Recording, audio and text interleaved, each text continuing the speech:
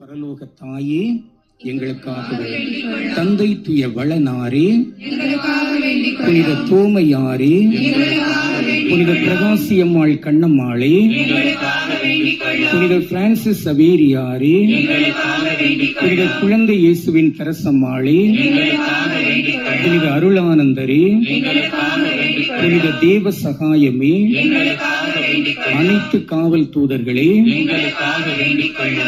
தாய் அன்போடு அரவணைக்கும் அன்பு இறைவன் தந்தை மகன் தூய ஆவியா இத்திருக்கொடிகளையும் கொடியேற்ற நிகழ்வையும் திருப்பயணிகளையும் நம் அனைவரையும் அருள் வழங்கி வாழ்த்துவாராக.